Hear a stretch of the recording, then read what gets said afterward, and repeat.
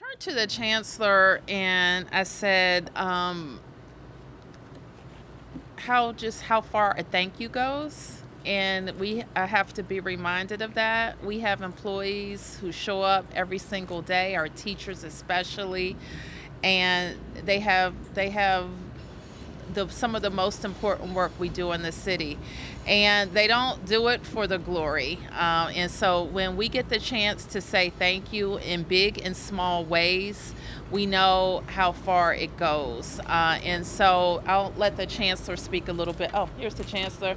The question is about our Spirit Award winner and how far a thank you goes. Yeah, so today was another great opportunity to highlight the work of our educators. As you heard today, there are very unique needs for the student population here at River Terrace, and it's always important when students enter the building to the last minute of the day that they feel welcome, they feel valued and appreciated. I think that starts with the culture, but also the spirit of the educators. So as you heard today, one of our educators has been recognized by their peers as one who bring that spirit to the building for the students and the families, and we're excited to celebrate her and all the educators that were featured today as a part of the presentation. Okay, any other questions? Yes, ma'am. Could I ask, we are here celebrating our teachers after a very difficult week. Very difficult. Yes. What do you say to teachers who are, one, concerned about their own safety and their students' safety? Now that a bullet pierced a classroom window and grazed a young girl sitting in her classroom who has a bright future ahead. How do you convince and assure these teachers that they and their students will be safe? Yeah, it was a hard day Friday for us in the Dunbar community. We continue to stand with the students and the educators in terms of any supports they may need, but our safety approach will continue to be the same. It's a comprehensive layered approach. One, we think about the physical structures around the building, door locks, securing windows, ensuring the building is safe itself. And then secondly, our process and protocols. We are continuing to enhance those procedures that we know keep students safe on their way to school, while they're in the building and on the way back home. And then finally, engagement with the community, engagement with the Metropolitan Police Department and others who can give us valuable information about any potential risks, but also how to be responsive as well. Could you tell us what that looks like? Last time I spoke to the chief, she said she's having conversations with yourself and Dr. Grant about increasing presence at the schools, around the schools. What does that physically look like? Yeah. Knowing that some SROs were removed. Yeah, the chief and I had a lot of conversations on Friday and since the incident. I think our biggest takeaway there is the incident occurred after school started, and it's important for us to ensure that students are moving into the building as the day starts. And so even today, we had some collaboration with the Metropolitan Police Department. We're able to pull some students in via the truancy officers, and we're focusing on some areas that we know can be problematic in terms of young people gathering before school. So we'll continue to pay attention and target those areas, and again, rely on the intel of both the Metropolitan Police Department, but also our staff as well, on how we can be vigilant, ensuring that no other incidents occur across the DCPS school communities. I don't want to dominate, but I do have one more question because unfortunately I'm covering the 3-year-old little girl who lost her life, another tragic student with a bright future ahead. What do you have to say, and the mayor, in regards to keeping our children safe, not only in school, but just in their community? So let me say how tragic an incident this is, and I feel like a broken record when I say that, because unfortunately I've had to talk to you about children who should be with us, but because people are brazen, use guns, she's not. And so we as a community have to say enough is enough for people who have guns and use guns in our community. We are still looking for the person or people responsible for this little young Miss Settle's death, and we will find them. We also have to, in speaking about the situation at Dunbar, I can't even tell you how angry we are about people using guns. When I was there on Friday, we believed that there were outsiders involved, and now we think that there were probably young people related to Dunbar involved. Okay?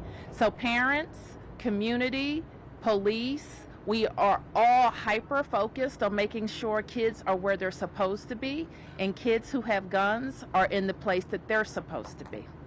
And yes. Mayor, on that topic, some parents we spoke with, they were very critical, frankly, of DC leadership. What do you say to that? I mean, for parents who I just spoke about that. but they, one parent in particular reported, my son is graduating, he's leaving DC, I'm leaving shortly after. What do you say to parents who need to I just spoke to parents in the entire community. Any other questions? Yes. Along those lines, we talk about juveniles being involved from Dunbar. Yep. Some of the neighbors said they've complained a long time about an alley off Kirby Street, and one neighbor shared video. A bunch of kids running down that alley before the shooting. Some of them clearly with guns. We've seen the same video, and I think that a lot of different things should have been in place or happened on that day. So what I want the community to know, if we know that kids aren't where they're supposed to be in class, we have people who can go to those locations and make sure that they're in there. My message to everybody who works in DC government, whether it's schools or DPR or DPW for that matter, we have an obligation to make sure that MPD is made aware of kids who aren't in school, who should be in school. Now let me just tell you how this works, however. So they get a call, we'll get the kids, and we'll take them back to school. And sometimes they go right back out the door. And so we have to continue to be vigilant, no matter how many times it takes, to make sure they're where they're supposed to be, and that we're getting to the guns. The number of children who were not where they were supposed to be and with guns is alarming to us all. Will your truancy bill that you introduced help with this? And do you think is Secure DC helping with juvenile crime at all yet? Yes. What will your truancy bill maybe do about situations like Dunbar? The situations like Dunbar don't need a change in the law.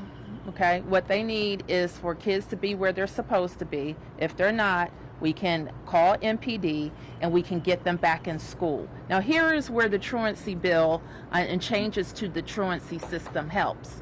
When those educators are reaching out and saying, hey, system, help us, it actually helps.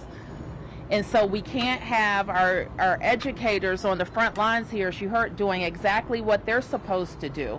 And then whether it's the courts or the OAG or CFSA or DHS not delivering on what it's supposed to be. So the system has to work at every step. And then families have a role to play as well. We expect families to know where their kids are. And if their kids aren't in school, to be asking for more help. Yep. Chancellor, the president of George Washington University, Stramberg, has said that she would like the encampment there shut down but needs help. What is the city's position on that? The city's position is unchanged.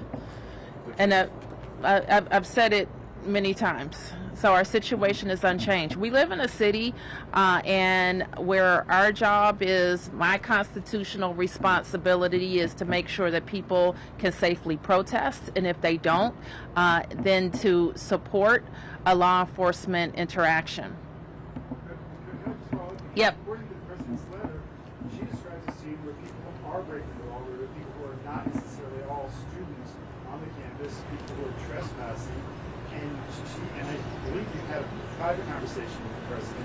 I've had many conversations with the president. So what has to happen before MPD will actually move in and help clear out the encampment and make arrests or put an end to the protest that the GOP president has been complaining about and apparently asking for your help?